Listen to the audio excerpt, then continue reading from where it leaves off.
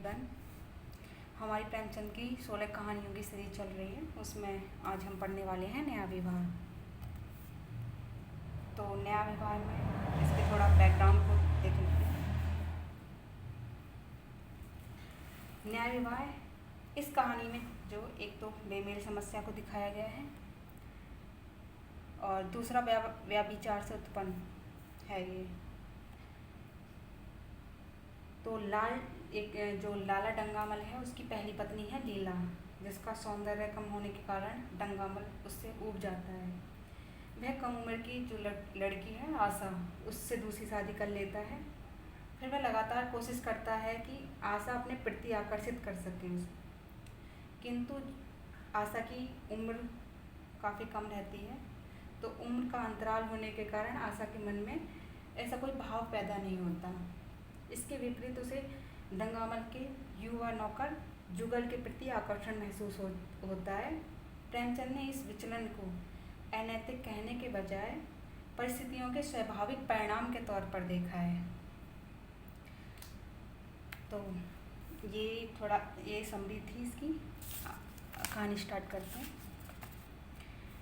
हमारी देह पुरानी है, लेकिन इसमें सदैव नया रक्त दौड़ता रहता है।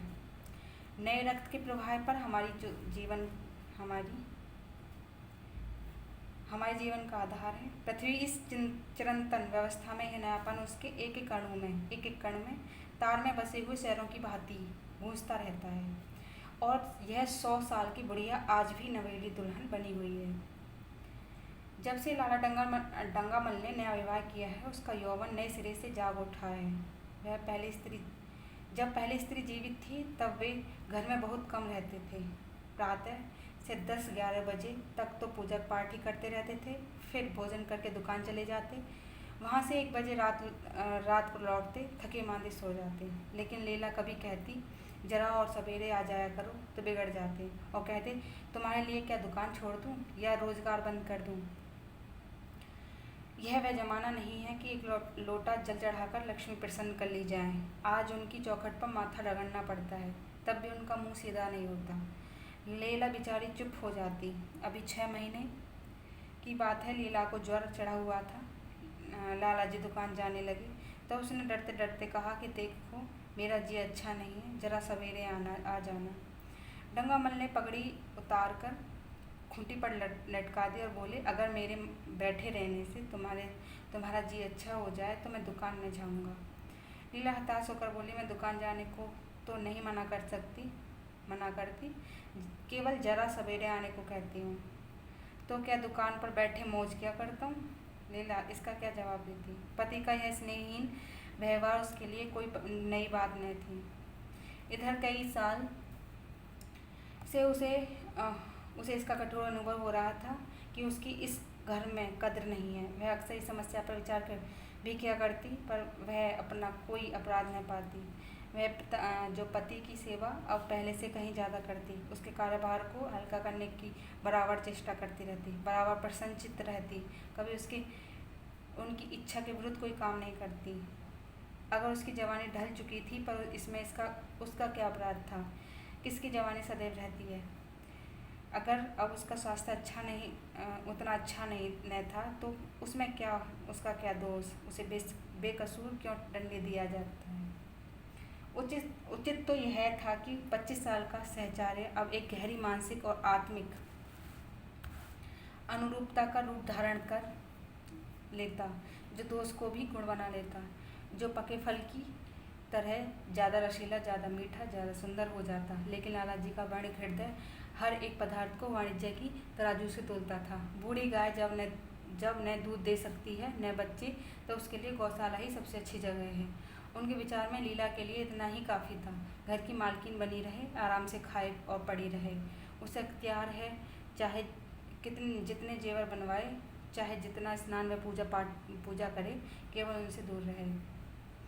मानव प्रकृति की जटिलता का एक रहस्य यह था कि डंगामल जिस आनंद से लीला को वंचित रखना चाहते थे, जिसकी उसके लिए कोई ज़रूरत ही न समझते थे, खुद उसी के लिए सदैव प्रयत्न करते रहते थे।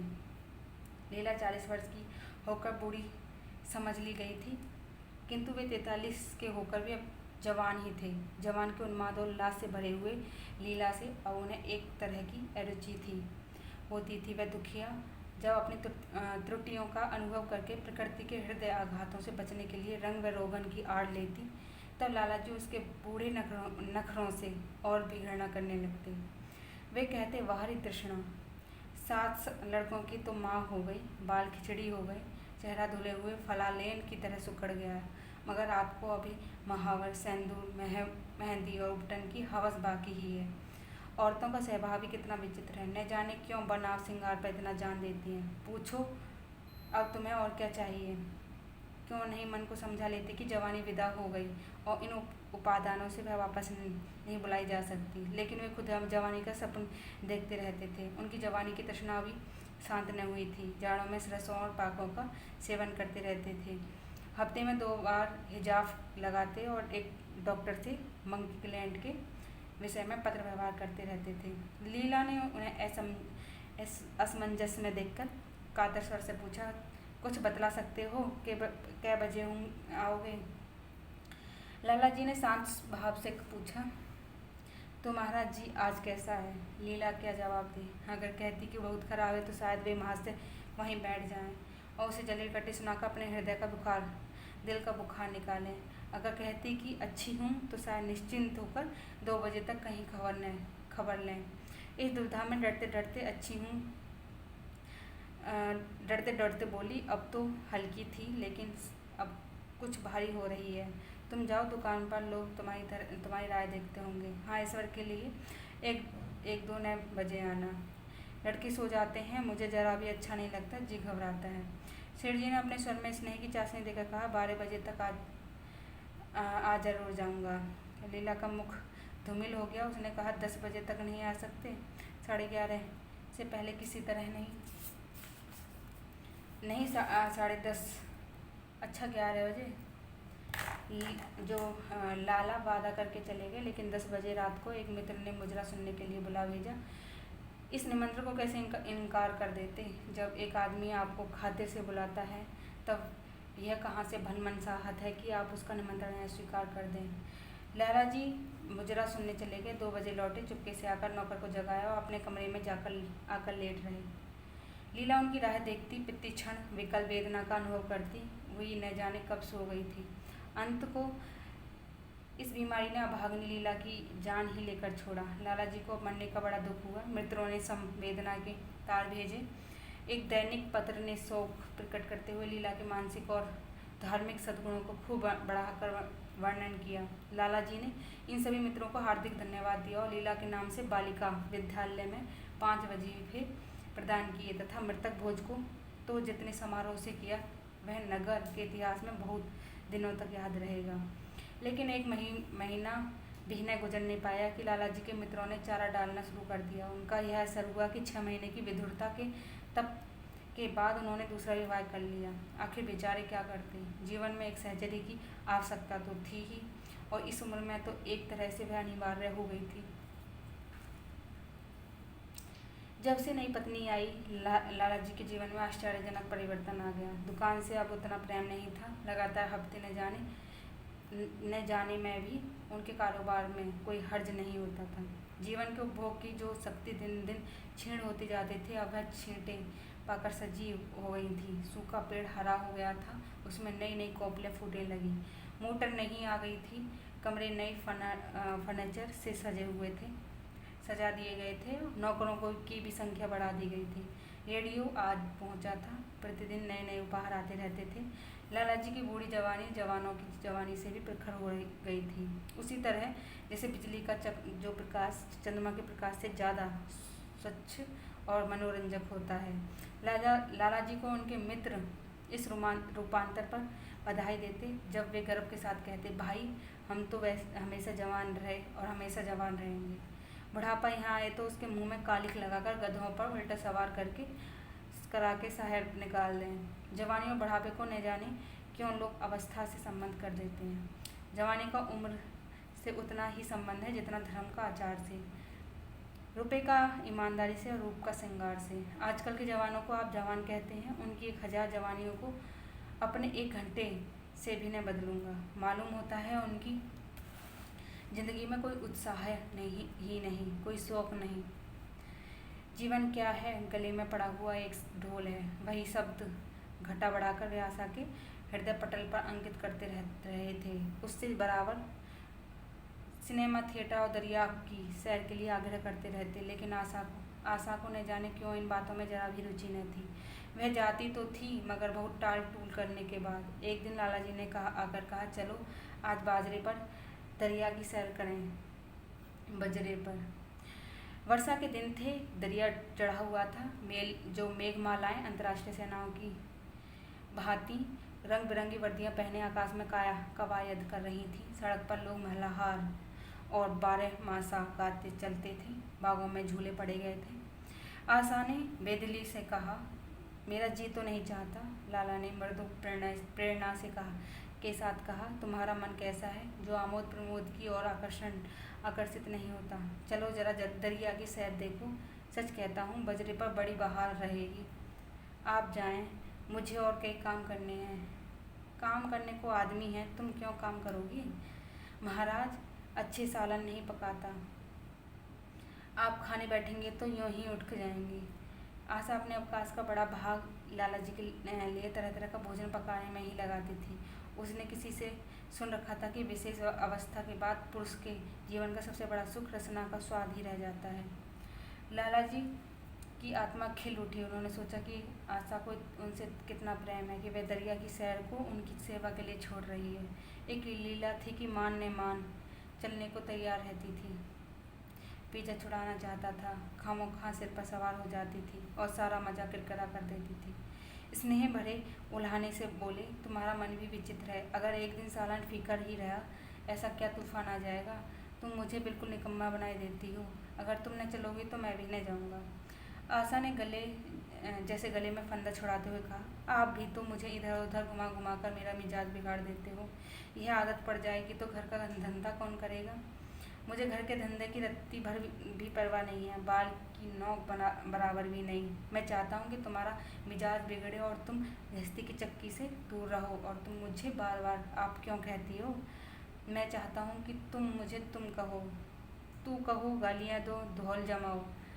तुम तो मुझे आप कह के जैसे देवता के सिंहासन पर बैठा देती हो। मैं देवता नहीं, चंचल बालक बनना चाहता हूँ। आशा ने मुस्कुराने की चेष्टा करके कहा, भला मैं आपको तुम कहूँगी?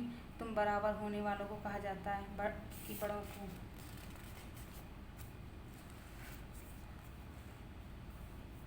मुनीम ने 1 लाख के घाटे की खबर सुनाई होती तो भी शायद लाला जी को इतना दुख न होता जितना आशा के इन कठोर शब्दों से हुआ।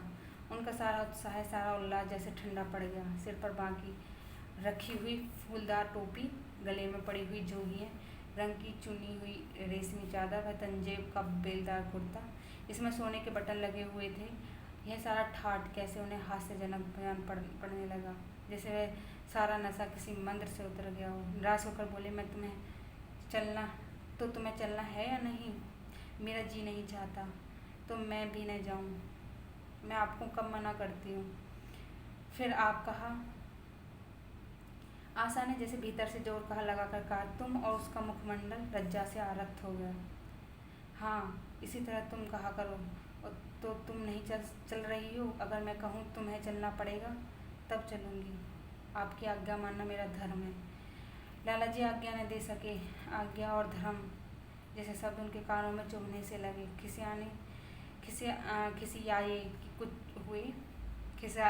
खिसियाए हुए वो बाहर को चल पड़े। उस वक्त आशा को उन पर दया आ गई और बोली, तो कब तक लौटोगे?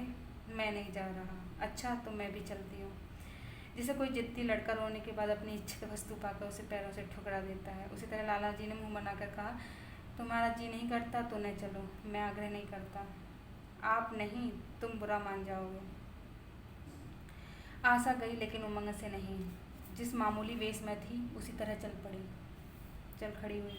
न कोई सजीली साड़ी, न जड़ाऊ गहने, न कोई श्रृंगार, जैसे कोई विधवा हो। ऐसी ही बातों पर लाला जी मन में झुंझला उठते थे। ब्याह किया था जीवन का आनंद उठाने के लिए, झिलमिलाते हुए दीपक में तेल डालकर उसे और चटक देने के लिए। अगर दीपक का प्रकाश तेज न हुआ तो तेल डालने से लाभ। न जाने उसका मन क्यों इतना शुष्क और नीरस है, जैसे कोई ऊसर का पेड़ हो। कितना ही पानी डालो उसमें हरी पत्तियों के दर्शन न होंगे। जड़ाऊ गहनों से भरी पेटारियाँ खुली हुई हैं। कहाँ से मंगवाए, दिल्ली से, कलकत्ता से। कैसी कैसी बहुमूल्य साड़ी रखी हुई हैं, एक नहीं सैकड़ों, पर केवल संदूक में कीड़ों का भोजन करने के लिए। दरिद्र घर।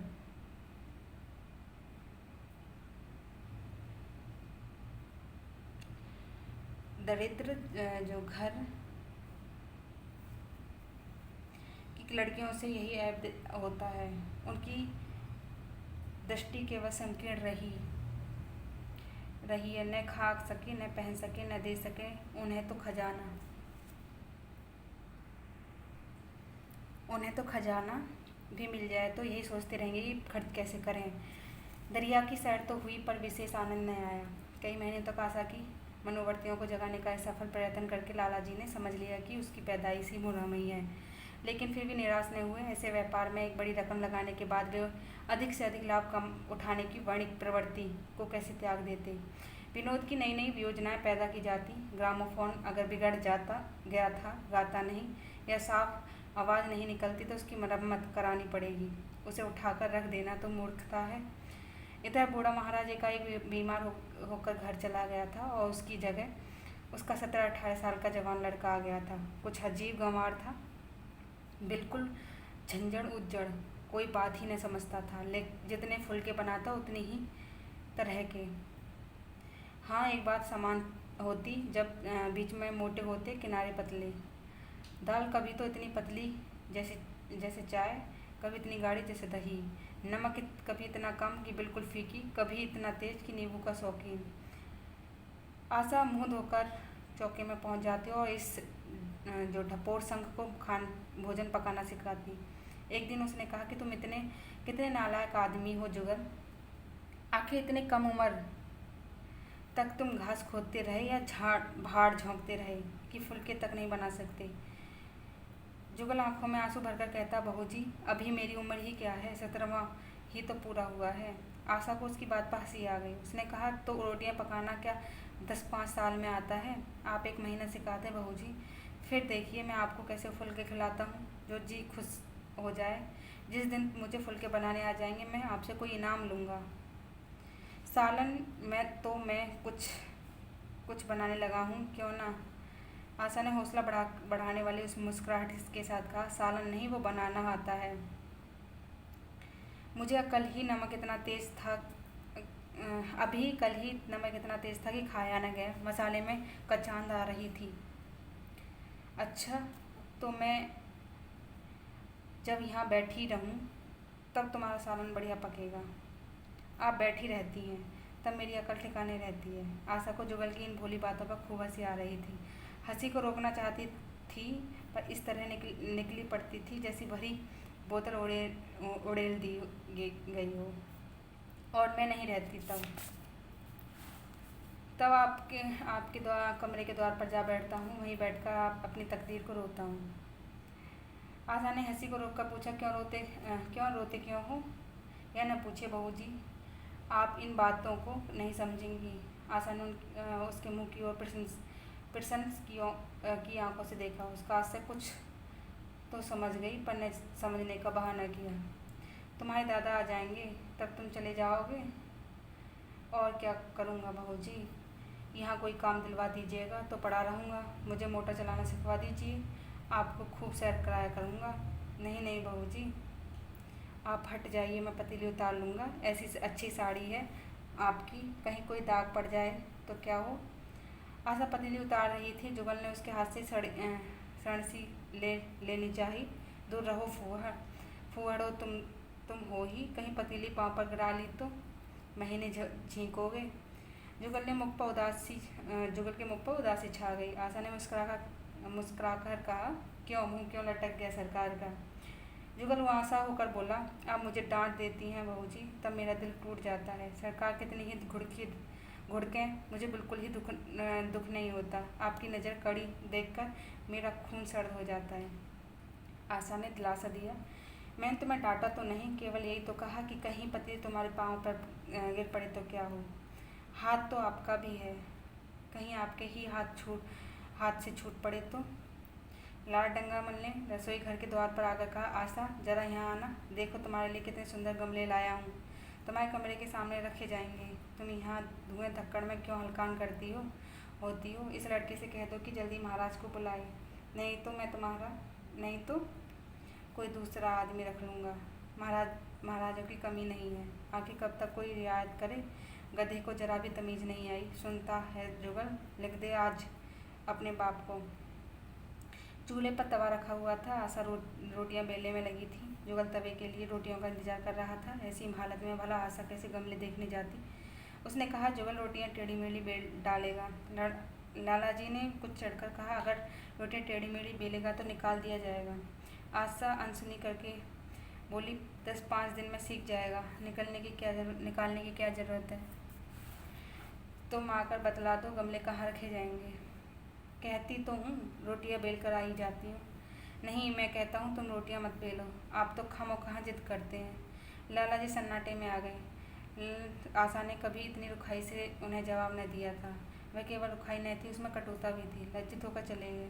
उन्हें ऐसा क्रोध आ रहा था कि इन गमलों को तोड़कर फेंक दें और सारे पौधों को चूल्हे में डाल दें। जुगल ने सहमे हुए सर में कहा कि आप चली जाएं बहू जी, सड़कार बिगड़ जाएंगे। बको मत, जल्दी जल्दी फुल्के सेको, नहीं तो निकाल दिए जाओगे। और आज मुझे रुपए लेकर अपने लिए कपड़े बनवा लो। भीखमंगों की सी सूरत बनाए हुए घूमते हो और बाल क्यों इतने बड़ा रखे हैं, तुम्हें नाई भी नहीं जुड़ता। जुगल ने दूर की बात सोची, बोला, कपड़े बनवा लूँ तो दादा को हिसाब क्या दूंगा। अरे पागल, मैं हिसाब से नहीं देने कहती, मुझसे ले जाना। जुगल काहिलपन की हंसी हंसा। आप बनवाएंगी तो अच्छे कपड़े लूँगा, खद्दर के मलमल का कुर्ता, खद्दर की धोती, रेशमी चादर, अच्छा सा चप्पल। आशा ने मीठी मुस्कान से कहा, अगर अपने दाम से बनवाने पड़े तब कपड़ा ही क्यों बनवाऊंगा। बड़ी चालाक हो तुम। जुगल ने अपनी बुद्धिमत्ता का प्रदर्शन किया। आदमी अपने घर में सूखी रोटियां खाकर सो रहता है, लेकिन दावत में अच्छे अच्छे पकवान ही खाता है। वहाँ भी यदि रूखी रोटियां मिले तो वह दावत में जाए ही नहीं। यह सब मैं नहीं जानती। एक गाड़ी का कुर्ता बनवा लो और एक टोपी ले लो। हजामत के लिए 2 आने पैसे ऊपर से ले लो। जुगल ने मान करके कहा, रहने दीजिए, मैं नहीं लेता। अच्छे कपड़े पहनकर निकलूँगा तब तो आपकी याद आवेगी। सड़ेल कपड़े पहनकर तो और जी जलेगा। तुम सारथी हो, मुफ्त के कपड़े लोगे और साथ ही बढ़िया भी। जब यहाँ से जाने लगूँ तब आप मुझे अपना एक चित्र दीजिएगा। मेरा चित्र लेकर क्या करोगे। अपनी कोठरी में लगाऊंगा और नित्य देखा करूँगा, बस वही साड़ी पहनकर खिंचवाना जो कल पहनी थी, और वही मोतियों की माला भी जो मुझे नंगी नंगी सूरत अच्छी नहीं लगती। आपके पास जो बहुत गहने होंगे, आप पहनती क्यों नहीं। तो तुम्हें गहने अच्छे लगते हैं बहुत। लाला जी ने फिर आकर जलते हुए मन से कहा, अभी तक तुम्हारी रोटियां नहीं पकी जुगल। अगर कल से तूने अपने आप अच्छी रोटियां न पकाई तो मैं तुझे निकाल दूंगा। आशा ने तुरंत हाथ मुँह धोए और बड़े प्रसन्न मन से लाला जी के साथ गमले ले देखने चली। इस समय उसकी छवि में प्रफुल्लता की रौनक थी, बातों में भी जैसे शक्कर घुली हुई हो। लाला जी का सारा खिसियानापन मिट गया था। उसने गमलों को क्षुब्ध आंखों से देखा। उसने कहा, मैं इनमें से कोई गमला नहीं जाने दूंगी, सब मेरे कमरे के सामने रखवाना। सब कितनी सुंदर हैं, वाह, इनके हिंदी नाम भी मुझे बतला देना। लाला जी ने छेड़ा, सब गमले क्या करोगी, 10-5 पसंद कर लो, शेष मैं बाहर रखवा दूंगा। जी नहीं, मैं एक भी नहीं छोड़ूंगी, सब यहीं रखे जाएंगे। बड़ी लालचीन हो तुम। लालचीन ही सही, मैं आपको एक भी न दूंगी, 2-4 तो दे दो, इतनी मेहनत से लाया हूँ। जी नहीं, इनमें से एक भी नहीं मिलेगा। दूसरे दिन आशा ने अपने आभूषण को खूब सजाया और फिरोजी साड़ी पहनकर निकली। तब लाला जी की आंखों में ज्योति आ गई। समझे अवश्य ही उनके प्रेम का जादू कुछ चल रहा है।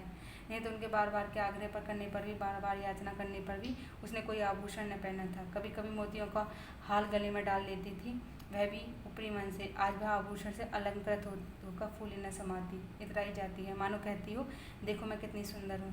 पहले जो बंद कली थी वह आज खिल गई थी।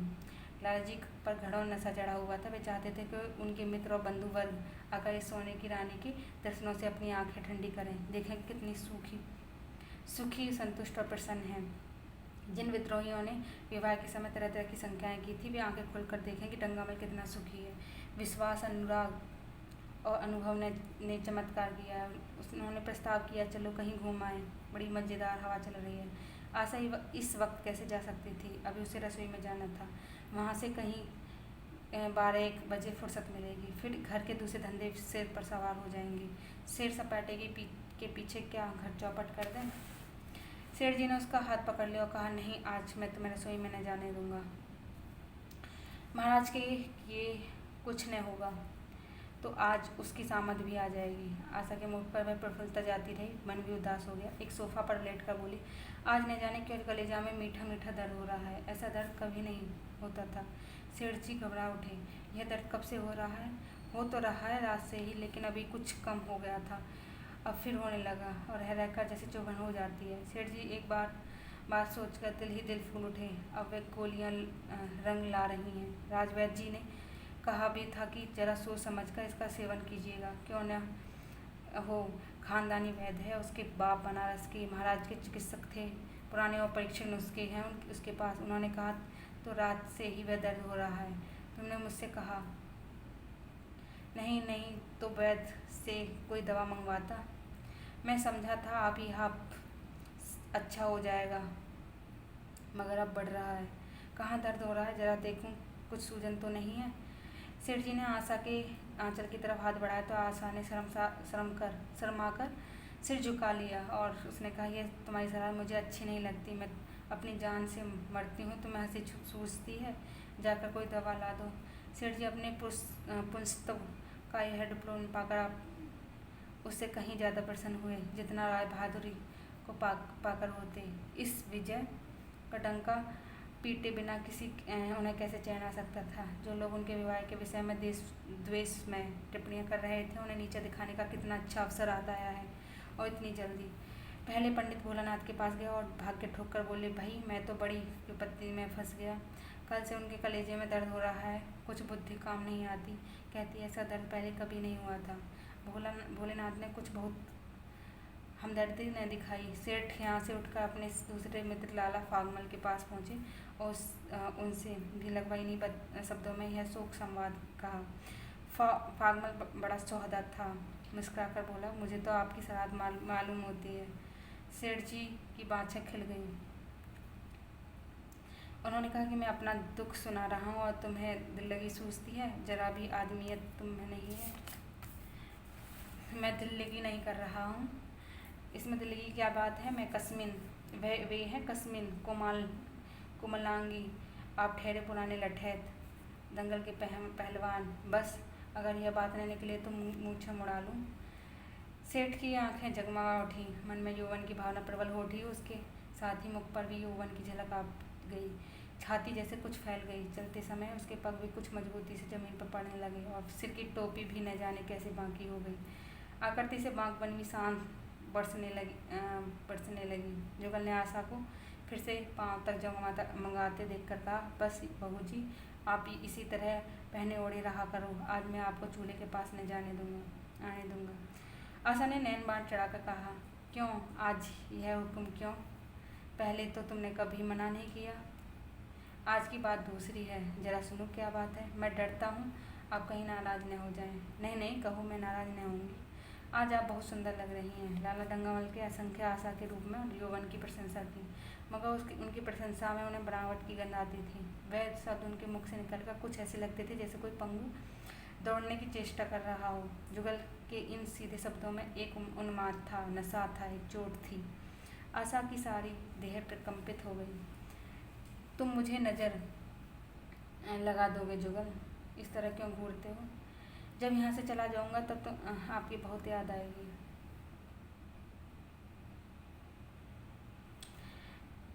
रसोई पकाकर तुम सारे दिन क्या करते हो, दिखाई नहीं देते? सरकार रहते हैं इसलिए नहीं आता। फिर अब तो मुझे जवाब मिल रहा है, देखिए भगवान कहाँ ले जाते हैं। आशा की मुख मुद्रा कठोर हो गई। उसने कहा, कौन तुम्हें जवाब देता है? सरकार ही तो कहते हैं तुझे निकाल दूंगा। आप काम किए जाओ, कोई नहीं निकालेगा। अब तो तुम फुलके भी अच्छे बनाने लगी। सरकार है बड़े गुस्सेवर। 2-4 दिन में उनका मजाक ठीक देती हूँ। आपके साथ चलते हैं तो आपके बाप से लगते हैं। तुम बड़े मुंहफट हो, खबरदार जवान संभाल कर बात किया करो। किंतु ऐसी प्रसन्नता का ही है झीना आवरण, उनके मनो रहस्य कोई है न छिपा सका। वह प्रकाश की भांति उसके अंदर से निकला पड़ता था। जुगल ने फिर उसकी निर्भरता से कहा कि मेरा मुंह कोई बंद कर ले। यहाँ यूँ सभी यही कहते हैं, मेरा ब्याह कोई 50 साल की बुढ़िया से कर दे तो मैं घर छोड़कर भाग जाऊँ, या तो खुद जहर खा लूँ या उसे जहर देकर मार डालूँ। फांसी ही तो होगी। आशा उस कृत्रिम क्रोध को कायम ने रख सकी। जुगल ने उसकी हृदय वीणा के तारों पर मिजराव की सी ऐसी चोट मारी थी कि उसके बहुत जफ्त करने पर भी मन की व्यथा बाहर निकल आई। उसने कहा, भाग्य भी तो कोई वस्तु है, ऐसा भाग्य भाग जाए भाड़ में। तुम्हारा विवाह ऐसी किसी बुढ़िया से ही करूँगी, देख लेना। तो मैं भी जहर खा लूँगा, देख लीजिएगा। क्यों, बुढ़िया तुम्हें जवान स्त्री से ज़्यादा प्यार करेगी, ज़्यादा सेवा करेगी, तुम्हें सीधे रास्ते पर रखेगी। यह सब माँ का काम है। बीवी जिस काम के लिए है उसी काम के लिए है। आखिर बीवी किस काम के लिए है? मोटर की आवाज़ आई। न जाने कैसे आशा के सिर का अंचल खिसक कर कंधों पर आ गया। उसने जल्दी से अंचल खींचकर सिर पर कर लिया और कहती हुई अपने कमरे की ओर लपकी कि लाला भोजन करके चले जाएं, तब आना।